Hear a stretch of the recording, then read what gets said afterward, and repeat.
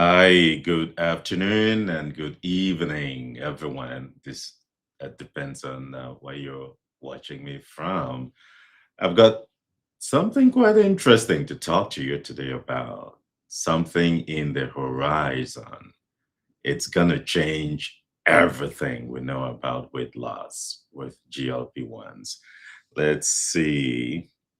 Make sure everything is fine and working properly there. That's good. Yeah, fantastic. Let's see. Thank you. Good. So I want to talk to you. It's going to be brief, but full of so much useful information. Down to earth, simple for you to understand. There is a new GLP-1 coming out. It's not there yet. I'll talk to you about that in a second. It's coming out very soon. It's gonna change everything because of the way it works. It's gonna change everything. And we're so excited. I'll talk to you what it is. In fact, right now, we are not so sure how we're gonna call it because it's not really a GLP-1, but it is a GLP-1, but it does more than GLP-1s do. So some people are already calling it GLP-3, and there is a reason for the three. I'll talk to you about it. So the name of the medication that is in the pipeline is called Retatrutide. Retatrutide. So it's like tirzepatide. Some people call it tirzepatide, confusing, right? Now we have another one. It's very confusing to call, right? Retatrutide or Retatrutide or whatever it is. But the spelling is going to be down there. And I do have a guide in the description. We're going to put that in there that you can read very briefly what it is. I'm going to summarize it for you today. Why is this going to be such a game changer? The reason is because of the way it works. Let me break it down for you. When semaglutide came out, it is the true GLP-1. Now, GLP-1 is it's a chemical, it's a hormone that is in the body. It's actually a hormone that your body produces. So semaglutide is called an agonist. Agonist is a fancy medical term that simply means it kind of works similar to that hormone. It just makes it produces a similar effect to that hormone. So we can say that hormone is a GLP-1 agonist, meaning that it works like GLP-1 in the body. So that was semaglutide. It works, but not so much for a couple of people and has lots of side effects. But semaglutide works. And then we had GLP-2. I put that in quotes, right? Meaning it's really not a GLP-2, it's just a fancy name of describing the way it works. And that GLP-2 is tirzepatide. Now, tirzepatide is an improvement from semaglutide. So semaglutide was trying to mimic just one thing in the body. Now, tirzepatide, these guys were really smart. What they did is they looked at another hormone. It's called GIP. All of them are produced in the gut area.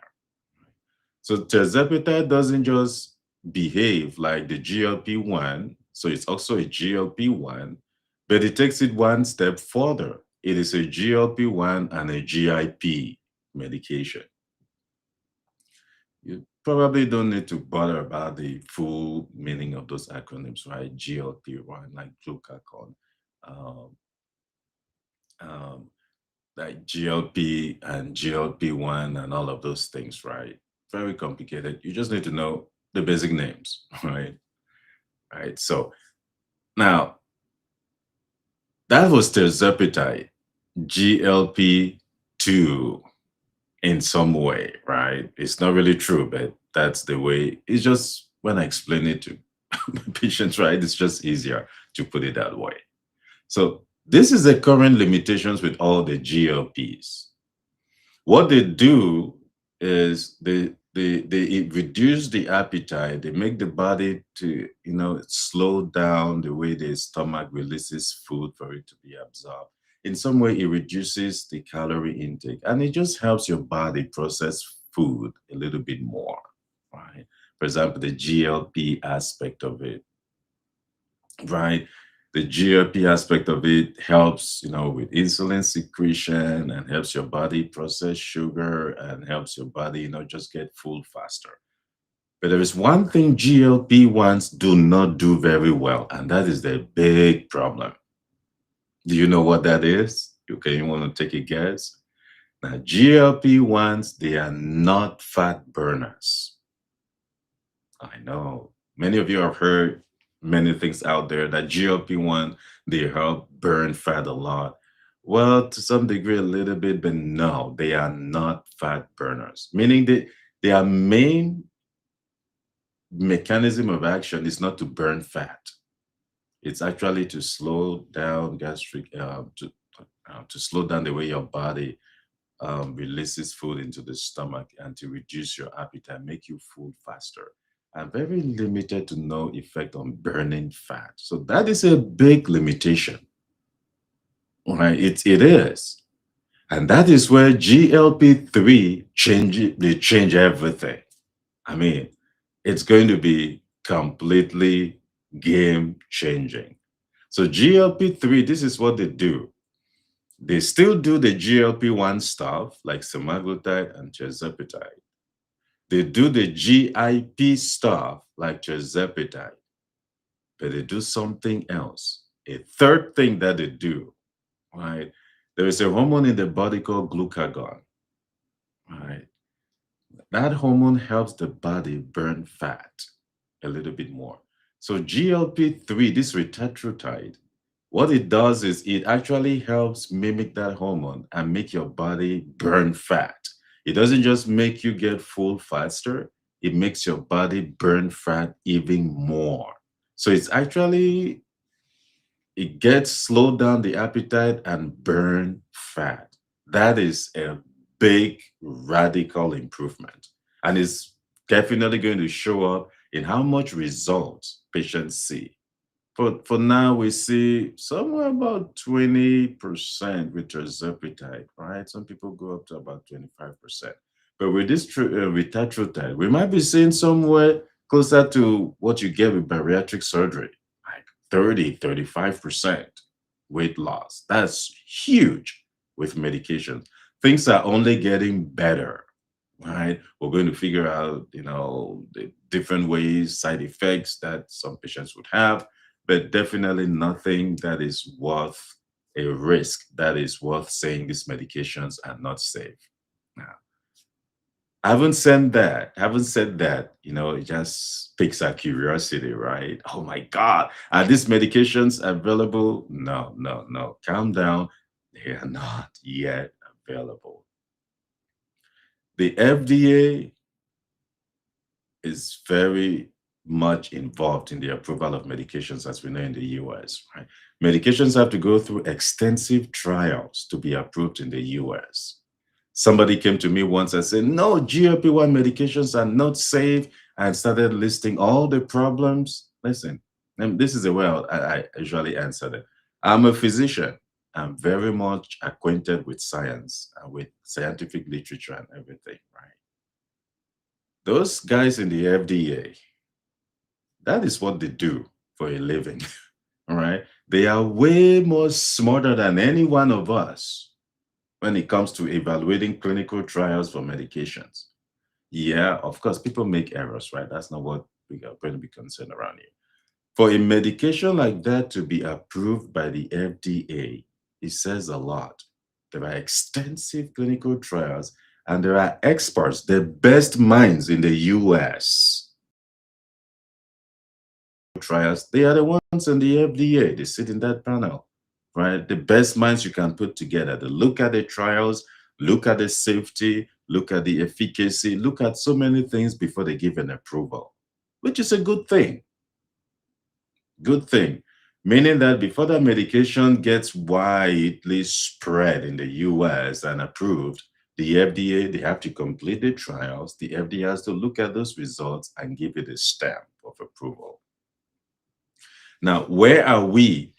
Those those drugs are still in what they call phase 3 clinical trials, right? So we're expecting them pretty soon, right? They're probably wrapping up things. They'll be submitting to the FDA probably this end of this year. We don't know. Probably by the end of next year, before the end of next year, we'll likely have these medications approved to the US. Yeah, they might be approved somewhere else, outside the US. US, we have our strict regulations, which in some ways is good, right? Want to make sure these things are safe. Don't just want to throw things out there to people. So just be patient. Probably before the end of this year, who knows, you start getting more information about this new GLP-1, right? Well, it's going to be called GLP-3. We don't yet know how we're going to call it, right? Maybe for short, we'll just call it GLP-3. But the three there is not the same. It doesn't carry the same meaning as the one in GLP-1, right? Like I said, that acronym GLP, it's like glucagon-like peptide, right? One. That one there has a specific meaning, but it's a more technical term. Probably I'll do another live video breakdown what that really means, right? But you don't need to bother about the details. But what I'm saying is we can call it GLP-3. The three there simply means it's acting at three levels: GLP-1 level, GIP level, and then the third level is going to be the glucagon like level, meaning that it's going to start functioning like glucagon itself. So fantastic. Now, warning, there's going to be a couple of online pharmacies, online drugstores selling this as research grade peptide. Bad idea. Please do not purchase that and be using it for weight loss. Yeah, it's going to be like, you know, you can tell me, well, it's like compounded medication, it's still safe and all of that. Illegal right now. Please don't do it. Don't purchase that. It's not been approved yet. It's still research grade. And whenever a medication is labeled as research grade, what they are telling you is it's not made for human use. The sterility, everything else. If you take it, you run into trouble. They will tell you it is research use, right? So Tirzepatide works wonderfully for the majority of people. Yes, some people are not getting results yet, so you should work with a doctor, right, or nurse practitioner. So that is it for the game changer. I'll be giving you updates. I'm so excited about this. I'm following up what's happening. I'll give you updates. There's going to be a Google document attached to this. Read more about it. If you have any questions, reach out to us, and I'll be very excited and pleased always.